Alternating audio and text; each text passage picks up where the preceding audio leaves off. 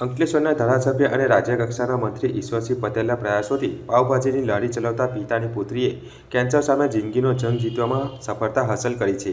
અંકલેશ્વર વિસ્તારમાં એક ગરીબ પરિવારની 14 વર્ષીય બાળકી માટે રાજ્યકક્ષાના મંત્રી ઈશ્વરસિંહ પટેલ આશીર્વાદરૂપ બન્યા છે. અંકલેશ્વરમાં ઓએનજીસી ઓફિસ નજીક પાવભાજીની લારી ચલાવતા કમલેશ સોમૈયાની એકની એક દીકરી સાક્ષી વારંવાર બીમાર પડતા તેઓએ અંકલેશ્વરના સ્થાનિક તબીબો પાસે સારવાર કરાવી હતી. જોકે બાળકીને બોન કેન્સર, હાડકાનું કેન્સર હોવાનું નિદાન થયું હતું. ગંભીર અને ખર્ચાળ સારવાર સામે પરિવાર આર્થિક રીતે અસમર્થ હતો.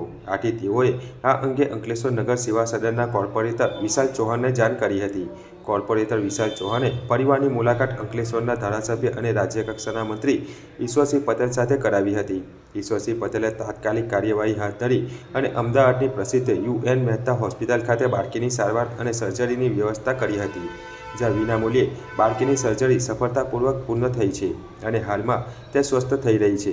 14 વર્ષીય બાળકી સ્વસ્થ થઈ શાળાએ થઈ જતાં પરિવારમાં આનંદનો માહોલ જોવા મળી રહ્યો છે. પરિવારજનો દ્વારા રાજ્યકક્ષાના મંત્રી ઈશ્વરસિંહ પટેલ તેમજ રાજ્ય સરકારનો હૃદયપૂર્વક આભાર વ્યક્ત કરવામાં આવ્યો છે. મારું નામ કમલેશભાઈ દેવજીભાઈ સોમૈયા છે. હું અંકલેશ્વરનો રહેવાસી છું. આ મારી છોકરી છે સાક્ષી. એનું નામ 14 વર્ષની ઉંમર છે.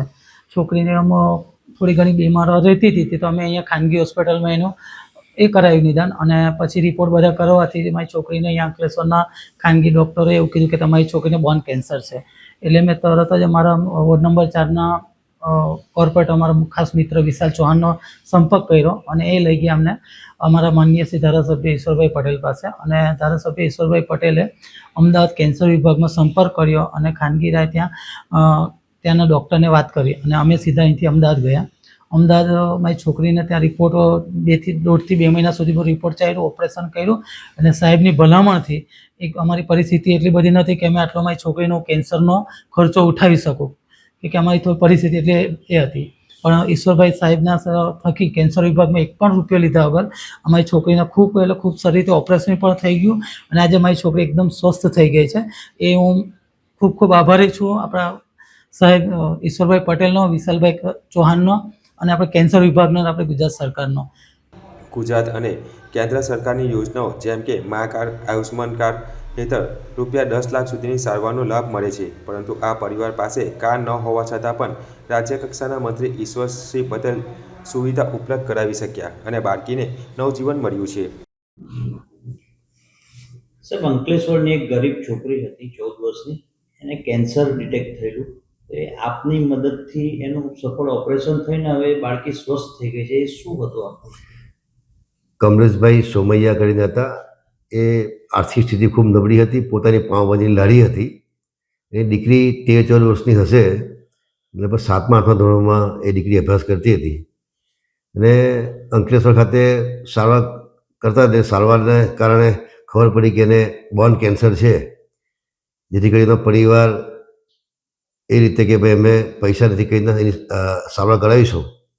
એ દરમિયાન એ કમલેશભાઈ સોમૈયા એની દીકરીને લઈને અમારા નગરપાલિકાના કોર્પોરેટર એવા વિશાલભાઈ ચૌહાણની પાસે ગયા અને વિશાલભાઈ ચૌહાણ મારી પાસે એ દીકરીના પપ્પાને લઈને આવ્યા, કમલેશભાઈને, અને મેં અહીંયાથી યુ.એન. મહેતામાં એટલે કે સિવિલ હોસ્પિટલ અમદાવાદ ખાતે આ દીકરીને કેન્સર વિભાગની અંદર સારવાર અર્થે એને મોકલી હતી અને તેનું સફળ ઓપરેશન થયું.